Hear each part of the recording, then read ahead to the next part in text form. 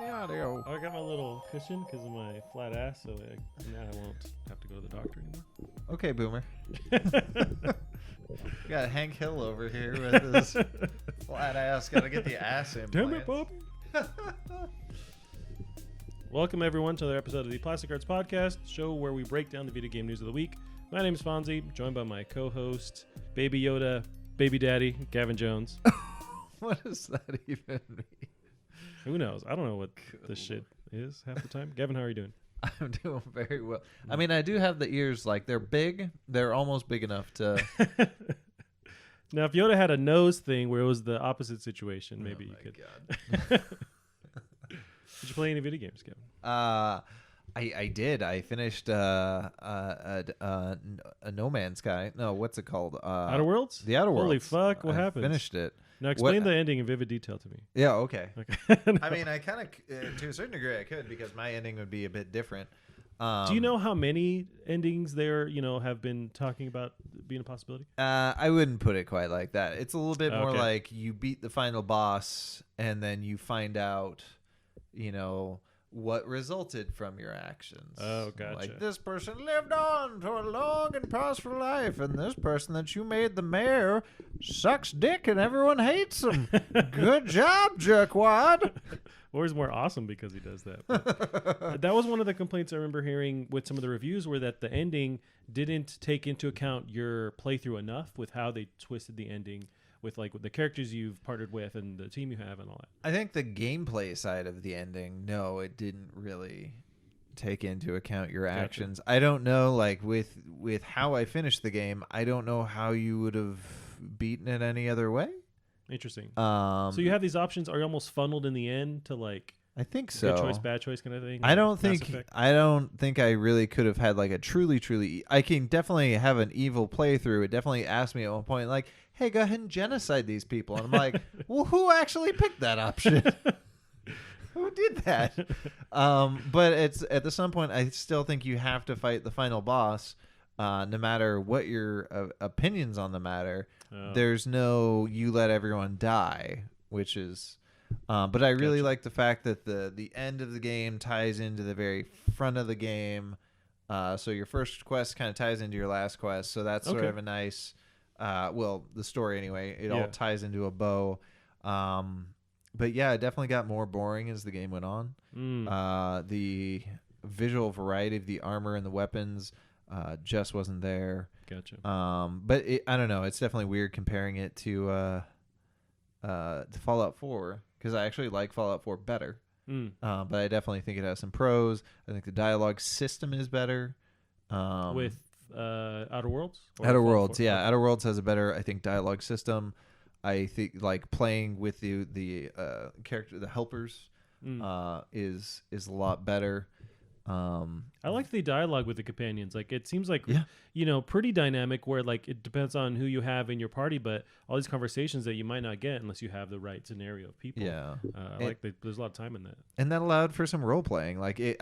This part kind of brings me back to definitely how inspired by Firefly this is, but that first character you can get, Parvati or whatever her name is. Yeah. She's a nice girl. And they're I had intimidation to 100. So if I have the option to intimidate someone, first one I pick, unless there's a dumb option. So I would, so I'd be intimidating, and she would not like it. But unlike Fallout, she's not going to just leave me. Or I don't know if they can leave you. I know they don't grow more fond of you. I think you can make key decisions that then they decided, hey, I'm going to leave. I know that's happened. They're no longer going to sleep with you. Yeah. Which I guess that was interesting, where partway through I'm like, oh, you can't sleep with anyone. I guess I've just gone.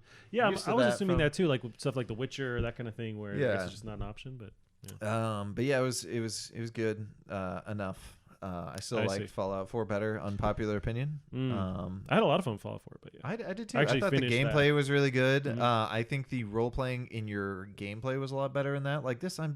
I feel like me swinging a hammer at someone is no different than you shooting a blaster at someone in your playthrough. Just no difference. I see. The thing I adored though was the dumb option. My character was so dumb. From hearing just from you describing it, yeah, it sounds. Oh, it was awesome. great, and I knew like at the very end of the game, they're asking you this very like important question, and they're really building it up with the music, and I'm like, please give me a dumb option, please give me a dumb option, please give me a dumb option. It gave me a dumb option, and like the characters reacting to my like one of the dumbest things I've said that entire game is like, Just like, dude. what the I don't know how you made it this far. He doesn't say that, but it's just this, and I'm not sure. They do this little thing in the final cutscene, and I honestly can't tell if that was in reaction to my dumb final statement. Yeah. And if it is, kudos. 10 out of 10. I hope like that's how I'm interpreting it. But yeah, Well, it seems like there's times where that role playing mechanic comes into play where you're perceiving that based on like the way you're playing the game. Yeah. Where you kind of, because your character's so dumb, you're like, you can see them in that world. right.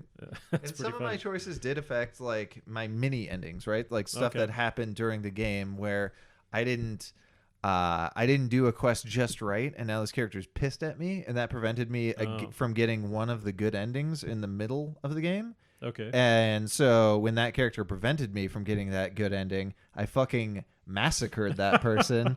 It's just like, they're just like, well, now you've got to go kill that person. I'm like, with pleasure. And they say, oh, you already did that. Right. That's awesome.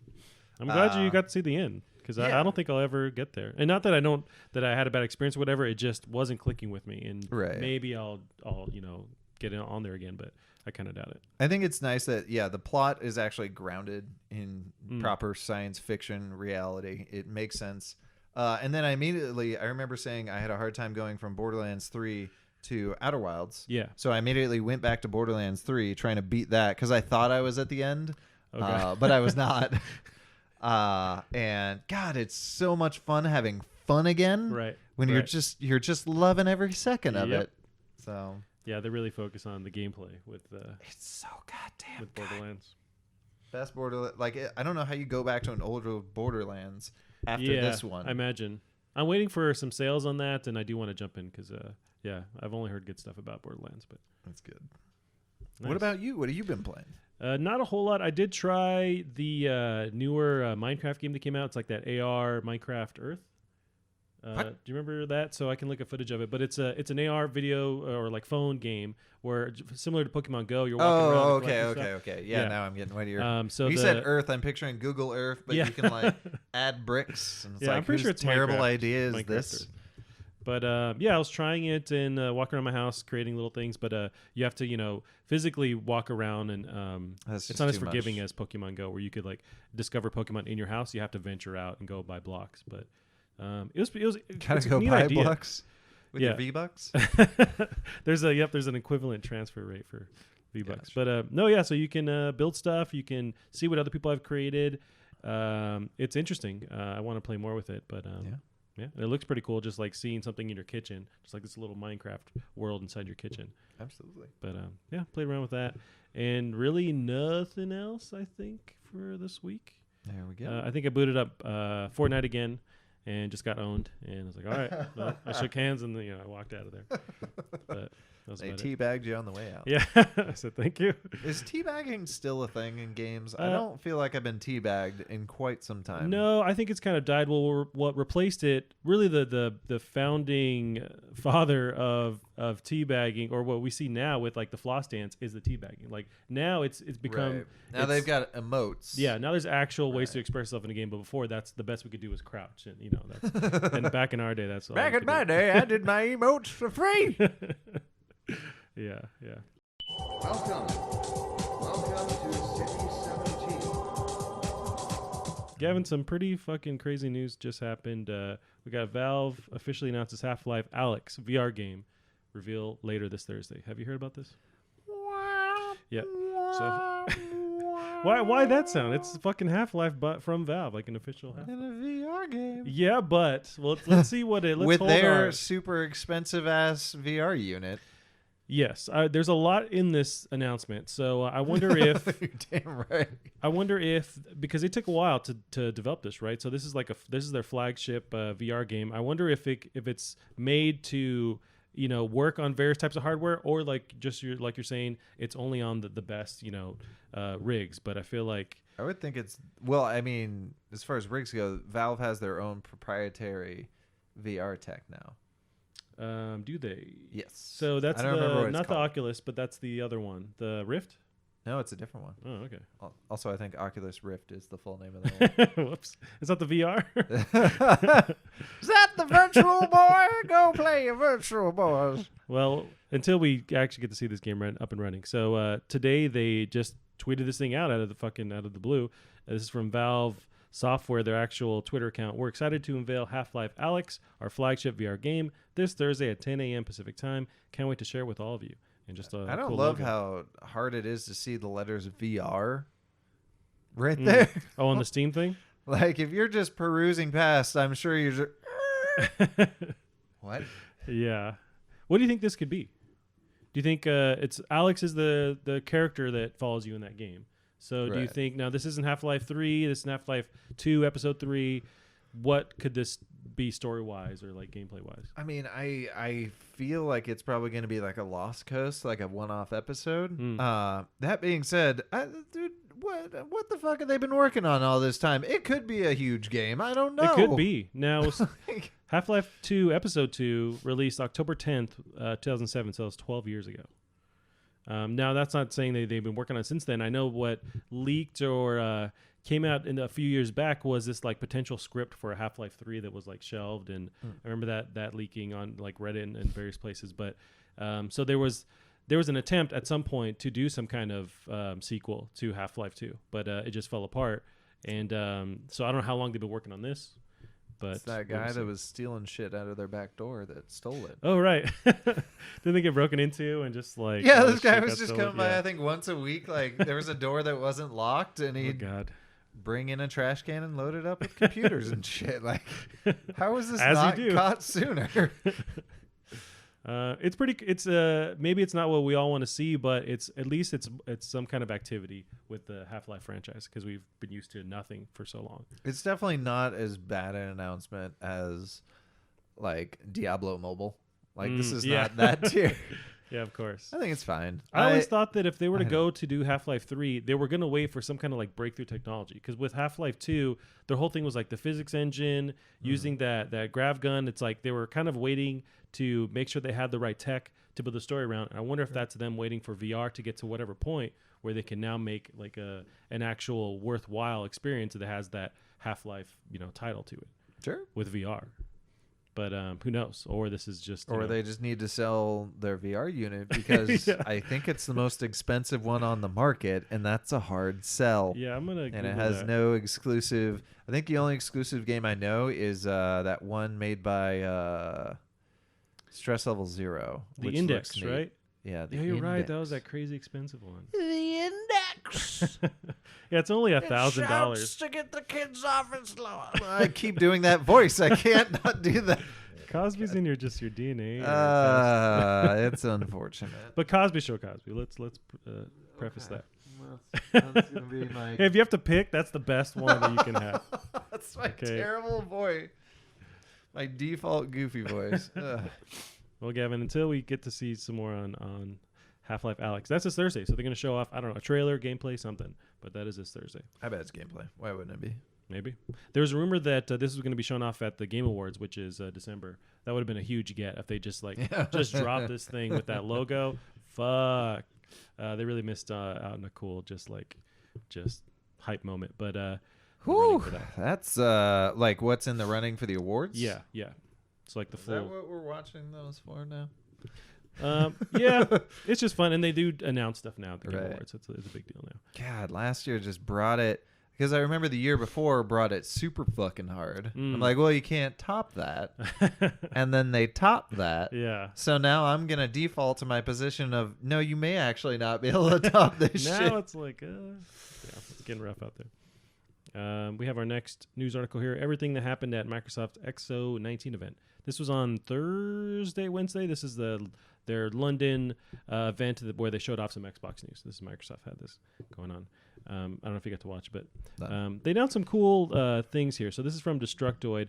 Brett Macedonsky writes, Macedonsky? Microsoft just capped off its XO19, the annual celebration of everything Xbox. Xbox used its 90 minutes mostly as an amplification of everything we already knew it was doing. Xbox Game Pass got 50 new games. Project Xcloud got 53 new games, and they're for free, anyone who's in the public beta.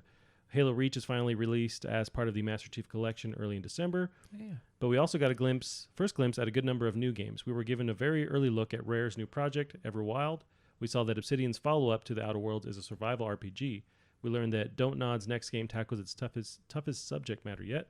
And I did pull up some of these videos. I've heard literally nothing about those three. Gotcha. So yeah, they're kind of announcement trailers that they showed off. So one of them is from Obsidian. Actually, we'll start with Rare. So Rare showed off Everwild.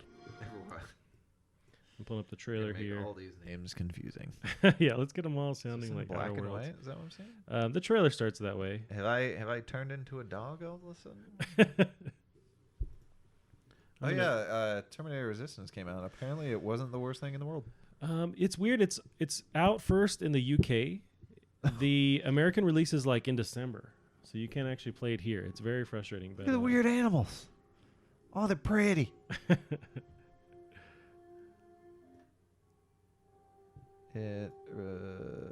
don't know what to describe this visual style as. It's cel shaded for sure, but I feel like there's a lot of titles now with this kind of style lately. But yeah, looks nice. Yeah. Ah, Oy. they got them flower antlers. Yeah, I'd explore that world. Do we know if it's open world? Like, good question. Let's see here.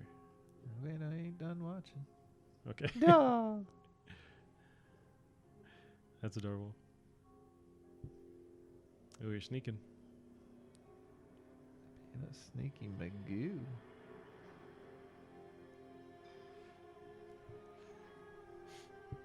Do you have a party maybe? Are you in a group, or is that just part of the story? Oh. Boop it on the snoot. Boop it on the snoot. Yes. Ah, not as good. Oh, cool. Yeah. I hope, I don't know. I hope it's good. So we got Everwild. So that's from Rare. So I think they're branching the team to keep working on the pirate game, which I can't blank on right now. Because they weren't spread thin enough as was. So Sea of Thieves developers. Right. Not much is known about the new franchise from Rare outside of its mysterious reveal trailer, which you can watch above for a first look at the game. Yeah, so it's just kind of, we're guessing what the gameplay is, but it does seem to have some kind of open world aspect. I get the sense it's like team based. Well, really coming from Sea of Thieves, where you have a small party with you of 4 or 5, right? Do they want to do that? I don't know, but I wonder. I think they're using I imagine just the same infrastructure to like create this kind of world as well, just with a whole different like theme on it. Maybe possible. But just because you could see like people in the background, or that's just part of the story and it's single player, that's for sure possible too. Yeah, we also have from the Outer Worlds devs, Obsidian announced Grounded.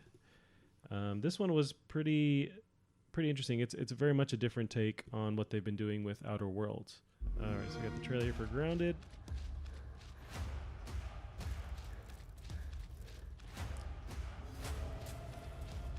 Survival game. I don't like. Just a little guy. That's cute. I was like literally in the middle of saying I don't like survival games, but this looks adorable. Like this one, okay. I'll fight your ants. So did you see Bee Simulator released? Nope. It actually looks kind of cool. Oh God, don't go down there. No, that sounds terrifying. Yikes.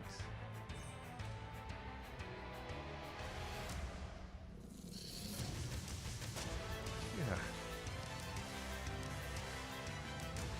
The terrifying like concept of like. Well, this is Honey, I Shrunk the Kids. Basically, with a little bit of Fortnite. Yep. And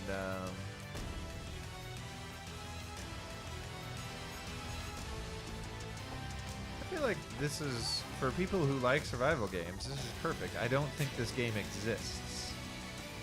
I think you're right. And this is very pretty, too.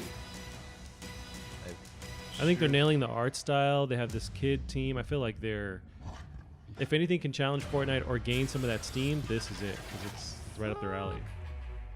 Oh, that's cool. I'm down. I'd let somebody force me to play that. So spring 2020 on that one. We had some other stuff. Bleeding Edge got a release date, which is in I hear March it's in the 24th. middle of a bunch of really good game releases. It could be. Well, March 24th, 2020. I know that Cyberpunk is around then. So, Yep. Good and luck even with that. even not that trending. Unless it's, again, if it's that, that Borderlands 1 where it just releases when everyone's trying to steer clear, but I don't think people are steering clear properly. Yeah, that's a whole. You got to navigate and have the best time for your release. Otherwise, Yeah. you're dead in the water. But Sweet. although I see that as a game that's going to be changing and evolving, just like Fortnite was when it came out with their Battle Royale mode. Like they're still kind of working on stuff. I mean, that's what those games do. Yep. Gavin, have you been following the whole Pokemon drama with Game Freak and people trolling and shitting their pants over what the game actually was when it came out? What was it when it came out? There was some drama with the game coming out and not having as many of the Pokemon that were part of that franchise, and some like game issues. People were claiming that Game Freak lied, that hashtag trended, Game Freak lied. And it was a lot of people that didn't know anything about how games work, like just complaining that the game was not ready to be put out. Did you see any of that stuff unfold? I know less than zero about what you're talking Gotcha. about. Well, I pulled this article You'd from be CNN. making this up, and I wouldn't No. know any difference. It was a lot of, I think, a small aspect of the internet being the most loud and crying over something that really wasn't that big of a deal. On CNN? So the article is from CNN. They I think they summarize it very well. So this is why fans aren't happy with Pokemon Sword and Shield developer Game Freak. This is of Alan Kim, Shannon Liao of CNN. One look at the review scores on Metacritic shows the clear divide in opinion. While Game Critic reviews were generally favorable, with the game scoring 81 out of 100 across 19 critic reviews, users rated the game 3.4 out of 10. The cause of fan ire comes from their belief that the studio cut corners when developing the new Pokemon game, with fans accusing the studio of everything from lackluster animations to supposedly reusing old game models. Earlier this week, the hashtag game models. Yeah, apparently, This or is like the animations. first like high fidelity Pokemon. Yeah, there's a lot of issues that people had with it. I don't know if they were justified, but earlier this week, the hashtag Game Freak lied trended in the U.S. The hashtag was in reference to decisions that users feel Game Freak lied about regarding the development of the game. Simple things such as characters turning to face your character when you speak to them don't always occur, and there are cutscenes toward the end of the game in which a dialogue track is played, but the characters remain still. Perhaps more importantly to fans of the series, Game Freak opted to limit the Pokédex, which is the catalog of Pokemon available in the game. They didn't lie. They told you about that a long time ago. I think they publicly said that they're kind of dwindling that. People But never got not mad about that. and there's also, I didn't realize this, 809 Pokemon that exist. So yeah, we're not going to put them all in the game. Like at this point, the fact that we got like 50 plus characters in Smash Brothers right? Even that's a lot. is astounding. So this is a quote from the devs. We came to the decision that at some point we need to be able to prioritize new gameplay ideas. Developer Junichi Musada said in an interview with Polygon, "We need to be able to find a way to balance the right number of Pokemon and also still introduce new ways for players to enjoy the game, new gameplay ideas to keep the series fresh and enjoyable far into the future." So it ended up being where on Metacritic it was just review bombed because it was people angry over what ended up coming out. But then critically it was praised. So I don't know what was going on there, but I did struggle with this one. I've probably watched 5 to 7 different reviews for it, video reviews, and I can't pay attention past like second 10. Like immediately, like I'm just like, and I'm zoned out.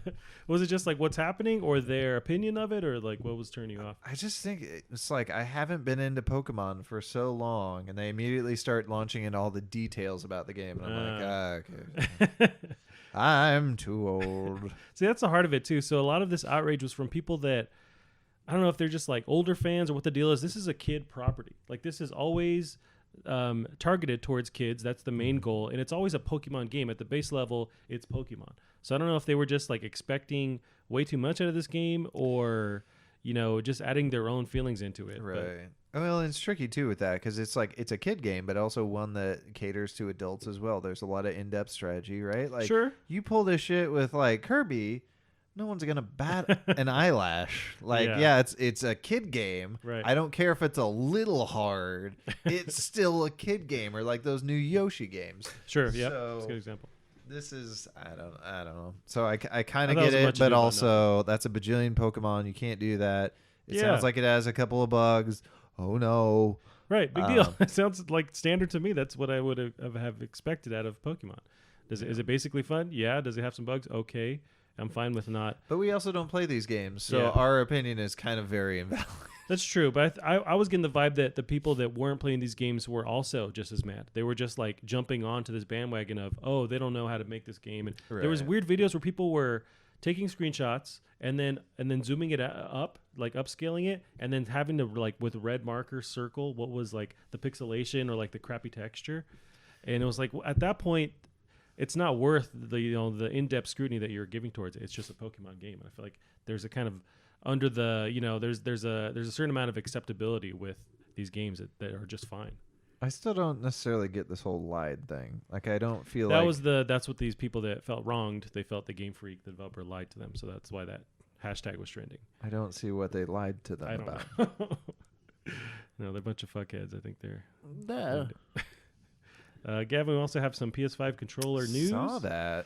It's pretty dope. So Is I don't know. left or right the PS4? So we're looking at the leaked not blueprint, but schematic. So the left one is the new one. The one on the right is a DS4. So that is the PlayStation 4 controller. So that's the older model, newer model. They're basically the same. Some little adjustments there, but and maybe gets more of a 360 controller, a vibe to it now. Yeah, I like the back, especially makes me think 360, or not 360, but whatever the new-ish Xbox One, sure. Or even the way that big flat back area that the Wii, or the Switch Pro controller has. Oh, you're as right. well. Yeah, I like that big wide from area. the back, back. it would look like a Pro controller for sure. Yeah. So the actual article comes from Games Radar. Alex Averd writes, potential PS5 controller patent reveals first look at the DualShock 5.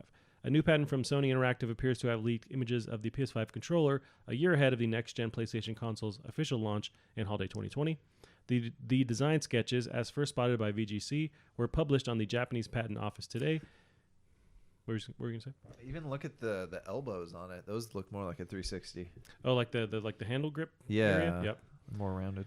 I think I'm a big fan of the PS4 controller, but I think I'm really happy with those slight modifications because I think I favor, although I don't play my Xbox One all that much, I favor that controller versus the PS4 controller. So some interesting things, they got rid of the light bar. So that's that bar on the front that will show your health and stuff like that. So no more PlayStation Eye then. Well, that's what's interesting is that the VR also uses that, and they still have committed to VR with PS5. So does that mean it's like maybe more baked into the headset? They don't need it. Or I wonder what the deal is with that, but so that is gone now. There is potentially USB-C charging point, which seems standard now. Here's a mock-up. So this is from Andy Robinson at Andy Platonic on Twitter. So this is just that same schematic with the PS4 like color scheme wrapped around it. Sure. So, but it looks very close to the original one. It looks like they're keeping the touch bar at some point. But yeah. I mean, it looks good. I don't see anyone being mad at it. I don't. Yeah, Photoshop. It's a bit thicker. Yeah, that's basically it. I don't. Three Cs. I don't play PlayStation 5 or 4, whatever we're on. So I don't really see how useful it is keeping around that touchscreen. I don't know. Games really don't utilize it that much. I don't think it needs to be there. It's really just a big menu button, which is fine. But the touch form of it, I've never seen it implemented in a game where it's like, wow, I'm glad I could touch the controller. Right. Or I guess how much does that affect the price point? How expensive is this more so because of that? Right. I'm hoping that they still keep the $60, $50 range for these controllers. Yeah. There is that crazy haptic feedback, vibration now in the newer controller they talked about. Different sensors, so hopefully it's not crazy expensive. But yeah, I wonder if this has some kind of Wi-Fi capability, just like Stadia's controller, where you can just stream or like play games just having the controller talk to your TV. I wonder what they're gonna do with that, but it's possible. You probably need a Sony TV to do it, but that's well within the realm of possibility. Yeah, but that just came leaked today. So I'm very surprised that leaked so late because dev kits are out. So clearly they're like, it's basically the same controller. Just it's fine. use the old one. You're not gonna have to reprogram anything. It's the same. That's a good idea, though. I mean, like if it ain't broke, don't fix it. Do you remember that old PS3 Boomerang mock-up thing? Oh, that they of showed? course. I still want that to be a controller. I want a controller like that. It was so out there. It was cool. I hope someone's modded that. I hope someone's made that. It's on Etsy or something. You can buy it. It was probably incredibly uncomfortable. Yeah, I'm sure it was, but it just looked dope. If you had motion controls, it'd probably make a halfway decent steering wheel. Yeah, that's possible. Yeah. But yeah. So we'll see what happens with that. We're still a good year from PS5. Now, I found this interesting. This is from Kotaku. BioWare plans a complete overhaul for Anthem. Gonna Realm Reborn it. What is Realm Reborn? That sounds familiar. Apparently, it's a phrase I'm taking this from a different article, but it's like it was a Final Fantasy MMO that came out, and apparently it was just a mess. Oh, I've heard of this. Yeah. Does it called Realm Reborn or something? Or well, they re-released it and called it Final Fantasy Potato. I don't know which version. A Realm Reborn, and it was great. Gotcha. It's fantastic, and a couple of other games so I guess I don't know if this is really a thing. It's just what I read in the article is that this is what people call it when it gets when you can turn like No Man's Sky kind of thing where you can turn things around, but specific to like an MMO. I see. Gotcha.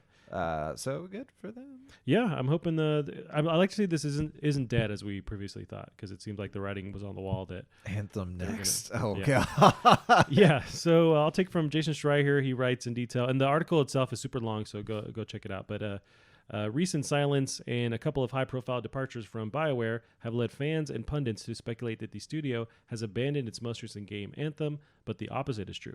For the last few months, BioWare and parent company EA have been planning an overhaul of the online shooter, according to 3 people familiar with those plans. Some call it Anthem 2.0 or Anthem Next. Many of the details are still in flux, and there's still no clear timeline for the Anthem Next project just yet. In fact, from what I've heard, the developers at BioWare haven't even decided how it'll be distributed. They're still figuring out whether updates should be released out all at once or over an extended period of time.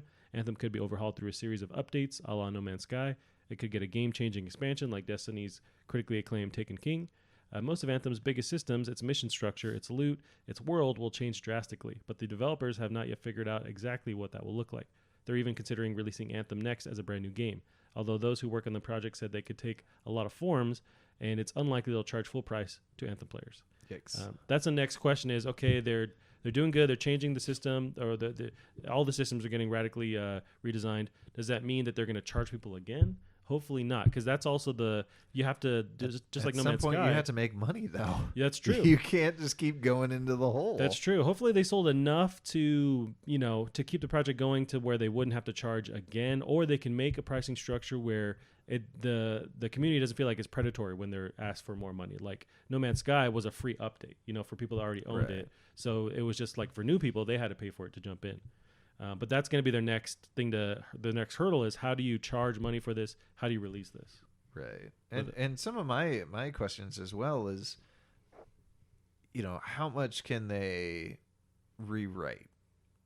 How much to the point, like, to me, to come back to that game, it would need to be not that game anymore. Like, keep flying, maybe make it less annoying with managing your heat.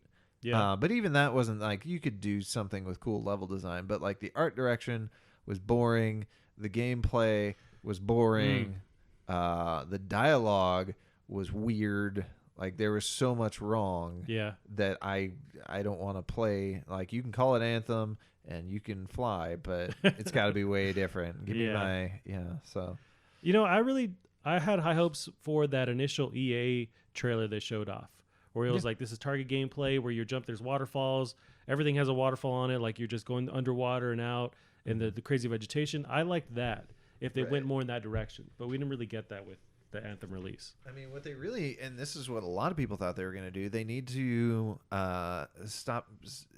steal some notes from Warframe's book, because this is totally like, do another Warframe style game, but in your own universe, you know? So, but We'll see. I mean, I think I'm kind of all, I've had my fair share of Anthem where I'm not interested, but I am interested to see how they change this.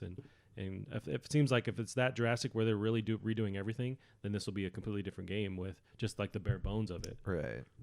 Or they just release like Division giant 2. pit of money that they haven't made back. Yes. Gavin, speaking of giant pits of money, Stadia launches tomorrow and reviews are coming in. What are people saying? It's pretty. It's fair to like, hey, there's something here, but it doesn't work now. It's not worth it now. That's the vibe I get. So I pulled some quotes from different outlets. This is from Kotaku. Paul Tamayo of Kotaku writes, ultimately, I'm left feeling lukewarm on Stadia. Playing in Chrome, capture resolutions at 1080p, and it's not really wireless with your phone, and there are a ton of missing features that people will just have to wait for. But when it works, you do get a glimpse of what being able to play games across multiple screens can look like. And you know what? That's pretty darn cool. We have IGN's Kevin Lee. Is Google Stadia good? That's a question on everyone's mind with the game streaming service launching today. And after a week of testing it out, I can say yes, it is. But, and there are several big buts about it, with at least 15 of Stadia's promised features still on their way. The two O's in Google are those two cheeks. Big butt. Yeah. I'm going to clap back at you. It's probably worth waiting a while before jumping onto Google's game streaming service. If we have to score it now, 6 out of 10.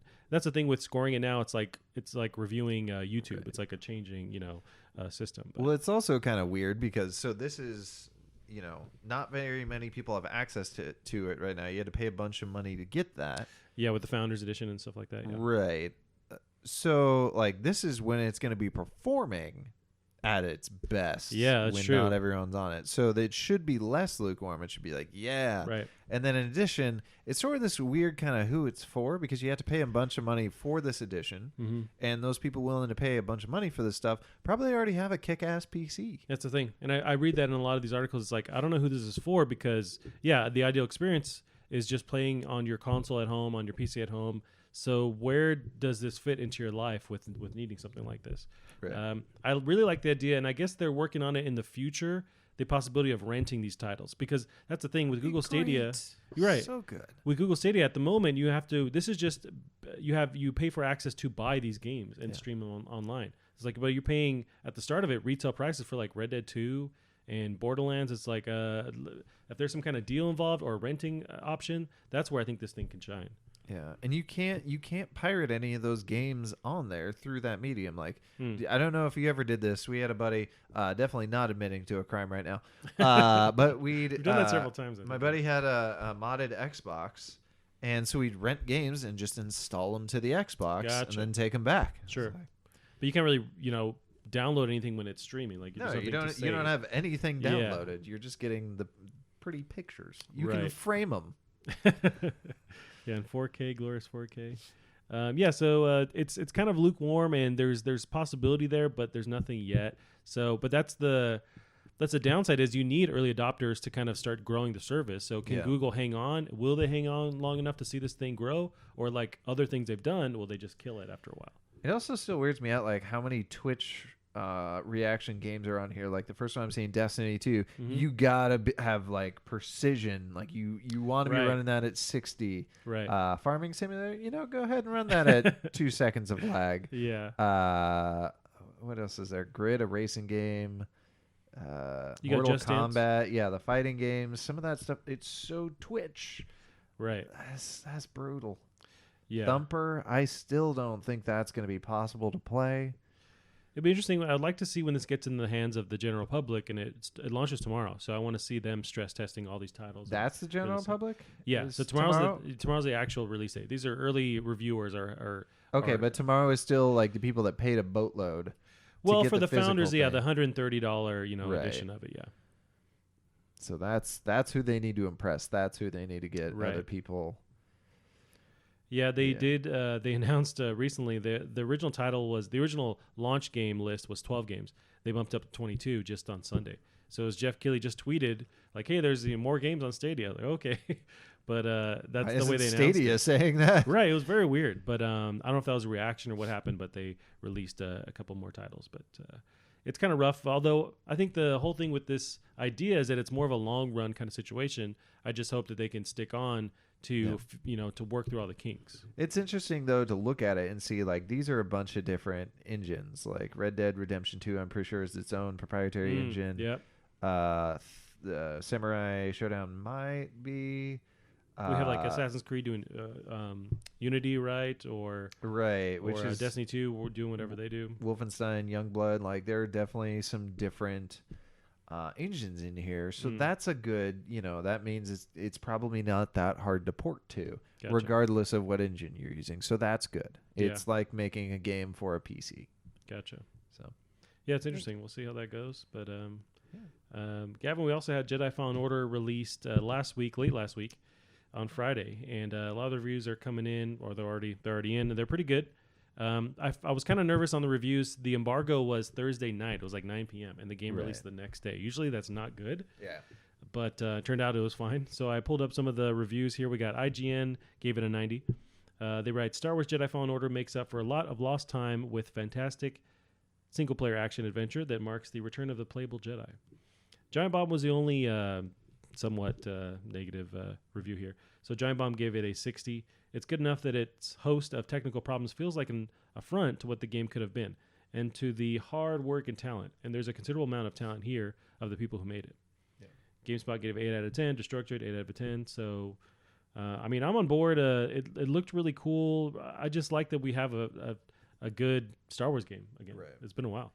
And so something you kind of list the good, the bad. One of those things in there, you say story starts slow and takes time to become compelling. And having watched quite a bit of Twitch on that, I would totally agree with that. But also, once it's compelling, it's like, oh, this is picking the fuck up. Like we're going ham here. Like like it's real. Some good power fantasies in there. And it just it looks fun. It seems like the gameplay can make up for a lot of shortcomings. My biggest complaint of watching it, and again, that's a terrible way of reviewing something. It's like, oh, I watched someone play it. Yeah. But one of my complaints in that department was it took me a while to not be annoyed with the main character's voice. And I really disliked it at first. He's kind of a generic vanilla character in a time where we have a bunch of like cooler new characters now. But. Right. But once you get used to his voice, it's just like, all right, let's go whoop some ass, squeaky voice. Like, let's... Mickey Mouse and I gonna take down the Sith Lords. Going through like no, it's honestly I can't remember what it is. It just sounds kind of generic off the top of my head, and he does look generic, which probably doesn't help. Yep. But you get used to it, and then you kind of like it, and everyone else's voices are good, so it's fine. Gotcha. And in context with the story, this is good. You in some of the streams you watched? Have you seen glitches unfold? Because that was a big issue, or complaint with a lot of these reviews is that it's pretty glitchy. I haven't seen anything, but gotcha. That doesn't mean I didn't just miss it. It's definitely interesting that it seems like it lets you go to places before you should, and then it will whoop that ass. I like that freedom, even though I can get sometimes frustrated, like with Zelda. I found that I wasn't hitting the right points, and then I found, these people aren't as hard. I can tackle this. But I like the freedom that you get. Exactly. That's why I really liked a No Man's Sky, or not No Man's Sky, Outer Wilds. Oh, gotcha. Yeah, with you just traveling everywhere. Bring that back. Once I figured out how to get off the ship, yes. Gavin, we also have some Call of Duty news. This one's interesting to me. So Call of Duty Modern Warfare leak suggests new Battle Royale mode is coming. Tons of details found. Why would you do that? You're going to cannibalize your last game. This one's interesting. Yeah, so I would imagine that some kind of Battle Royale was inevitable, but they didn't advertise this with before the game released. So are they going to have people that are just going to be trading or selling their game back and not holding on to it to get this? Or is this a different release on its own? Right. I don't know. So JSIF Noop of IGN breaks down all the details. So a ton of details for what appears to be a new Battle Royale mode in Call of Duty Modern Warfare have leaked thanks to a data miner from the COD subreddit. And if you were a fan of Black Ops 4 Blackout mode, you have a lot to look forward to. Originally posted by Reddit user Sinscalo and reported by Eurogamer, the leak/data mine details a slew of new features, including a massive new map and an increased player count. And there's an image of the actual map that's leaked there. Notably, the map seems to contain both massive ground war maps and similarly large Spec Ops mode map within its boundaries. The new Battle Royale mode will reportedly allow up to 200 players, 100 more than Black Ops 4's Blackout. You're going to need a bigger map. That sounds, not only the map, but just technically, it seemed like it had an issue with the 100 people, and 200 seems like a huge leap. But is that just where we're at now with this tech? Like we can push it further? They must be able to. And that's crazy, too, because the original, I think they were going to limit it to 60. And then they pushed it up during the beta, and people like it? People like it? All right, we're good. We're good. We're good doing that. Yeah, did it ever get to 100? Was 80 something for a while, with Blackout mode? Yeah, and the fact that 200, if that's possible, which at that point I have no idea how this shit is possible anymore. Yeah, I don't know. But it definitely It's on the also cloud. gives credence to. There was that one battle royale that was wanting to come out with full destructibility and like 1,000 player count. Okay. And it's like maybe there is a reality. I don't know what this badass server that can run one game of this Right. is. Like, you are liquid cooling, like the whole building is just dunked in a tank of Submerged. olive oil or whatever it is you can submerge it in safely. Oh, you can? Or it just like doesn't Mineral conduct- oil, I think maybe it was. And you have to clean it pretty regularly. I just dumped Crisco on my Xbox. Does that help at all? Or? No. Oh, okay. Because it won't conduct electricity, but it'll cool it down. Gotcha. So there's a little bit of tidbits here. The Battle Royale mode will also apparently have a new feature called Gulag, where eliminated players will have a chance to battle 1v1 with the victor getting to respawn. Occasionally, there's some sort of jailbreak that allows all imprisoned players to respawn. Players get to watch each 1v1 match while a timer counts down to their turn, while players are able to place bets on the other competitors to earn something called plunder. I love that idea. That you're never quite out of the game, and you Right. can battle another person to get back into it, and you can bet on this happening. It seems like you're keeping people invested in these matches when they normally would just leave after that. And that's great too for I'm playing a game and I'm terrible and I get killed right away. And you and like our two other buddies are just like, well, we got a good start. So we'd because a lot of times everyone kills themselves Sure. because they want to join When and they're play in with a their group. buddy. Yeah, Now yeah. their buddy's like, no, fuck you. I'm having fun.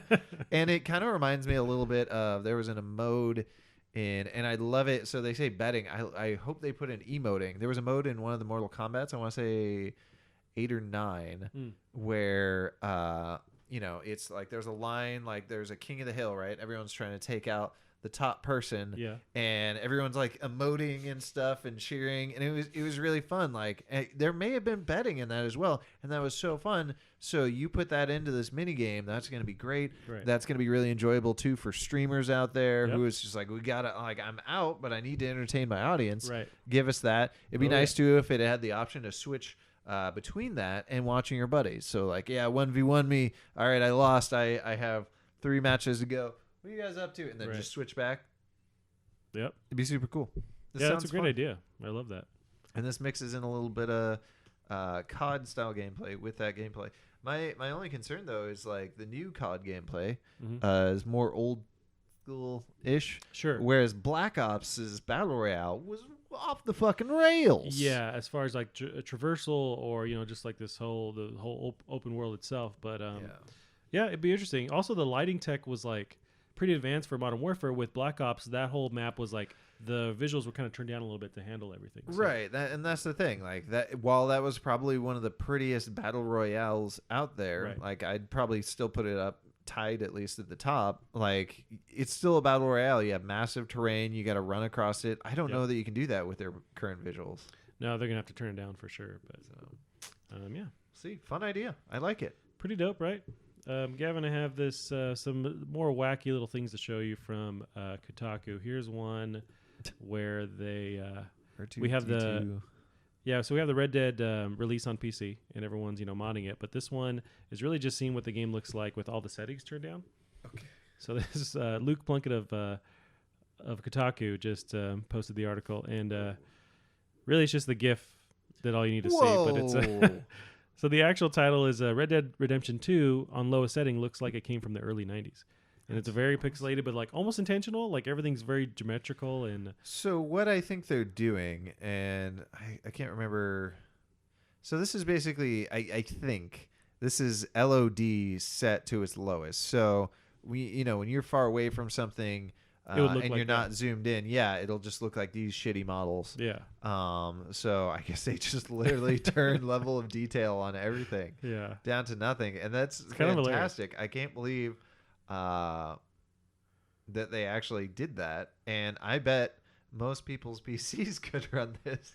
Yeah, this might be how a lot of people are actually playing the game on PC. But Wow. And that's something that's not a mod. That's just literally. no, it's just turned down. Yeah, lowest settings. But that was pretty dope. But it almost looks kind of cool. Like it's just something about it. I feel like it's reminds me of Gumby or some kind of thing. But yeah, I thought that was Wow. pretty sweet. Interesting. And we I'd also love to have see like an uber serious playthrough. cutscene, like the one with like the fire. Oh yeah, yeah, from the trailer. Yeah, I remember that. Oh, But the fire is just like these very static looking things. probably be unplayable. So we were talking about Jedi Fallen Order. Someone modded a lightsaber toy. Is that a controller to What's play his with name? it. Oh, it's Root. I was about to say like euphemism, but then I saw it say down So there. is he Root. pretty well known? It seems like it from the description. This is his shtick. He does see. this with all sorts of games. He's done it with like Overwatch, where he made like a foam dart bow That's to awesome. play Genji. So this is his shtick. This is I what he see. does for every game. He's a great entertainer. People really like him, and for good reason. Like he's just a good guy that does something stupid and fun. There's nothing wrong with this. It's a great No, idea. God bless him, man. So using a toy lightsaber seems like the best way to play Star Wars Jedi Fallen Order. It's from Luke Plunkett of IGN, of Kotaku. So the actual person here is Rudism. Yeah. So custom controller pioneer Rudism is back with a very nice setup for Star Wars Jedi Fallen Order, which involves a lightsaber, a glove, and what looks like some gratifying force powers. Yeah, no, that is awesome.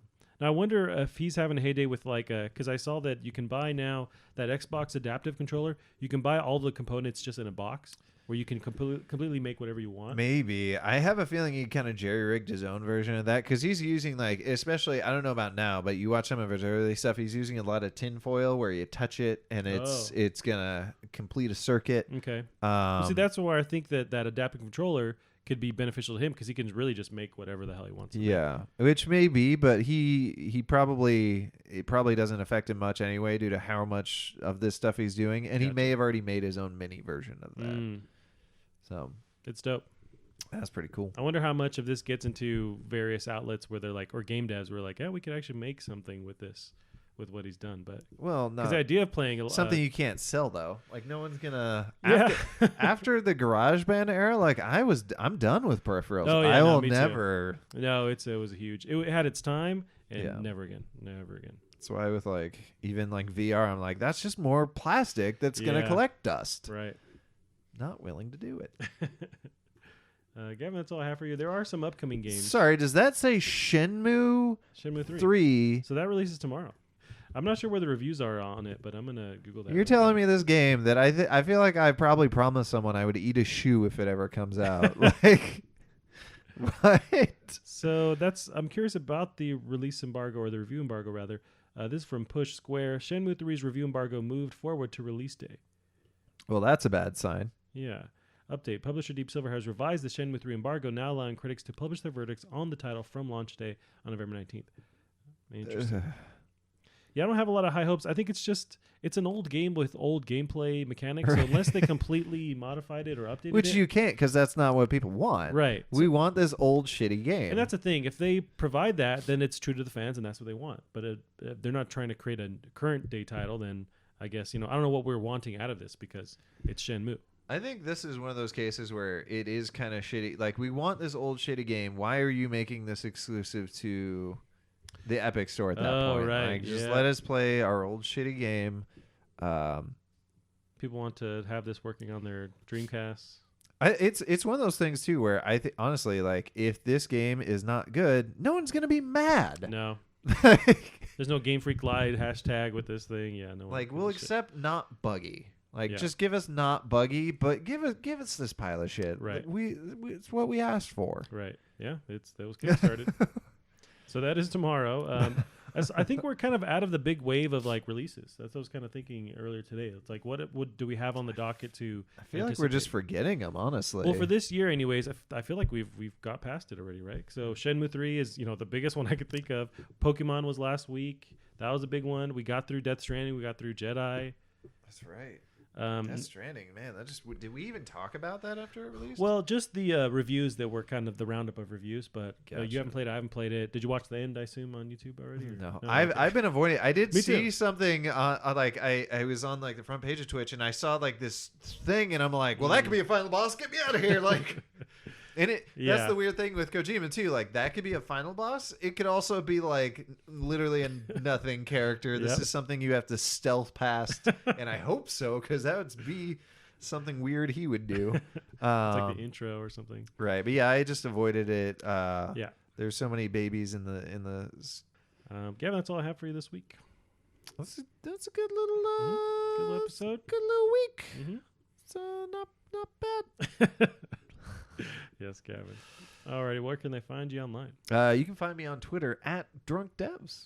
You can find us on Twitter as well, Plastic Heart Pod. That is it for this week. We will see you next week. Bye-bye.